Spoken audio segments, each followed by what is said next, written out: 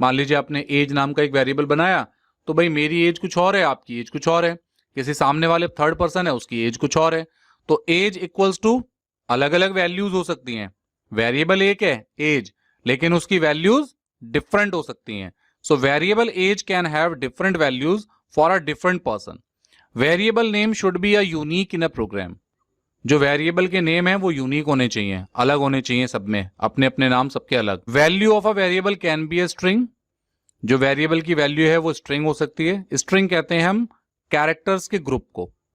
जैसे यहां पर लिखा है be, global citizen, number for example 10, 71, 80.5, 52। तो ये वेरिएबल में आप कोई भी वैल्यू फीड करा सकते हैं। हाँ, वैल्यू में आपका गैप हो सकता है, लेकिन वेरिएबल के नेम में गैप नहीं हो सकता। In Python, we can use an assignment statement to create new variable and assign specific values to them. अब आप यहां देखेंगे, आपको यहां नजर भी आ रहा होगा, जेंडर असाइनमेंट ऑपरेटर है, इसे हम इक्वल साइन कहते हैं, लेकिन इसे असाइनमेंट ऑपरेटर भी कहते हैं। और फिर सिंगल कोट में एम लिखा है। इस लाइन का क्या मतलब है? इस लाइन का मतलब यह है कि जेंडर इक्वल्स टू एम, यानी ये जो एम है ये एक कैरेक्टर है जो जेंडर को रिप्रेजेंट करता है। यानी जेंडर में क्या पड़ा हुआ है? एम पड़ा हुआ है। मैसेज, मैसेज में क्या पड़ा हुआ है? कीप स्माइलिंग नाम के दो वर्ड पड़े हुए हैं।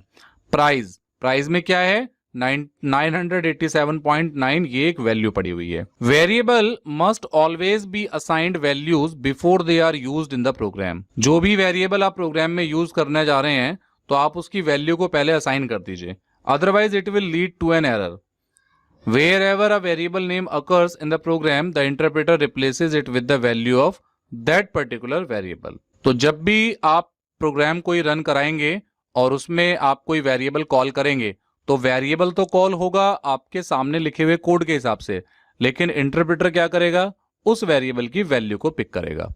इसके लिए यहां पर एक एग्जाम्पल दिया हुआ है, उस एग्जाम्पल को देखकर हम समझते हैं। ये एग्जाम्पल हमें हमारे काफी सारे डाउट्स क्लियर करेगा। यहां लगा है हैशटैग, इसे हम हैशटैग कहते हैं। फिर लिखा है प्रोग्राम 3-2, फिर एक और हैशटैग लगा है, फिर लिखा है to find the sum of two given numbers, num1 equals to 10, num2 equals to 20, result equals to num1 plus num2, then print result. और फिर एक हैशटैग लगा है print function in Python displays the output. और output क्या आएगी? 30। यानी Python पर जब आप ये कोड लिखेंगे तो आउटपुट 30 मिलने वाली है। कैसे 30 मिलने वाली है, पहले हम इसको समझते हैं। एक काम करते हैं, हम इसी प्रोग्राम को कॉपी करते हैं, एनाकोंडा स्पाइडर को ऑन करते हैं और उस पर इस कोड को पेस्ट करेंगे। और फिर हम समझेंगे एक एक लाइन का मतलब, एक एक सेंटेंस में क्या क्या लिखा हुआ है, एक एक स्टेटमेंट का मीनिंग हम समझेंगे। तो मैंने ऑलरेडी पाइथन यहाँ खोल के रखा हुआ है। आप चाहें तो इंटरेक्टिव मोड पर लिख सकते हैं और चाहें तो आप अपने स्क्रिप्ट मोड पर लिख सकते हैं। तो जैसे मल्टीपल लाइंस हैं, तो मैं अक्सर कहता हूं कि जब आप मल्टीपल लाइंस पर काम करते हैं तो आपको स्क्रिप्ट मोड पे काम करना चाहिए। तो यहां से हम सब हटा देते हैं, सीधे कंट्रोल वी करके प्रोग्राम को पेस्ट कर देते हैं।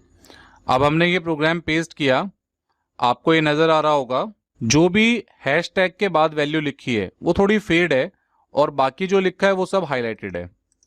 तो हैशटैग का मतलब कमेंट होता है।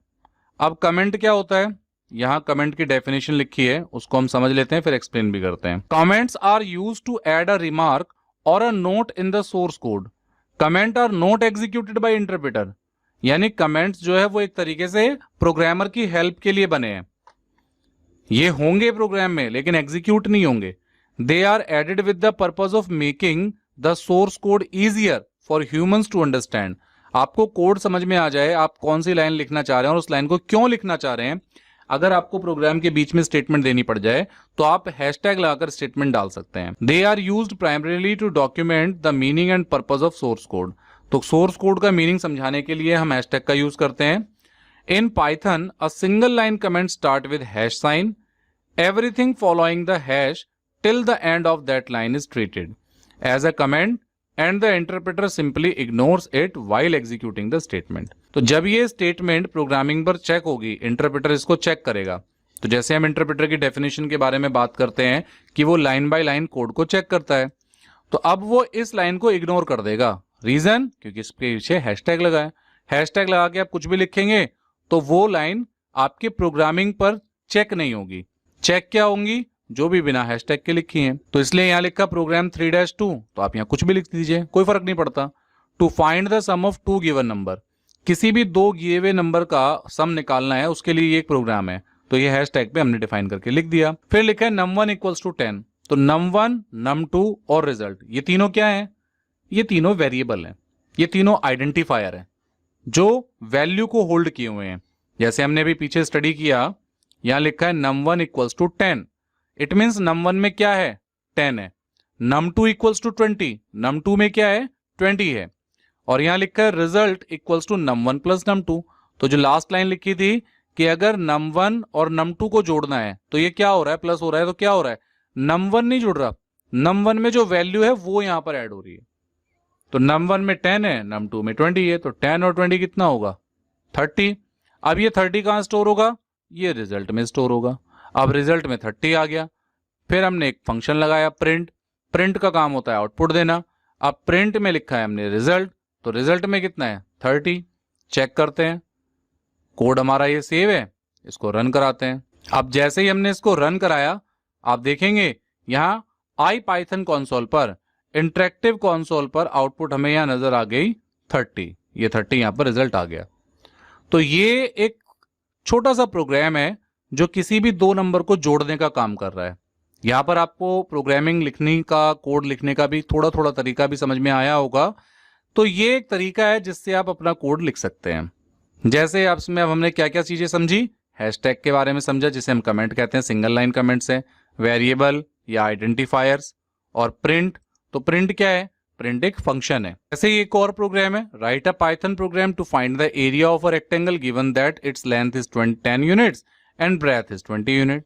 तो यहाँ पर भी हैशटैग लगाया, फिर हैशटैग लगा के प्रोग्राम का नाम लिख दिया, लेंथ नाम का एक वेरिएबल बनाया, एक ब्रीथ नाम का वेरिएबल बनाया, देन एरिया नाम का एक वेरिएबल बनाया जिसमें लेंथ इनटू ब्रीथ, तो लेंथ की मल्टीप्लिकेशन ब्रीथ से करा दी। तो यहाँ पे क्या होगा? लेंथ की वैल्यू आएगी और ब्रीथ की आएगी, तो 20 × 10 200 आ जाएगा। तो ये आउटपुट यहाँ पर इस तरीके से 200 आ जाएगी।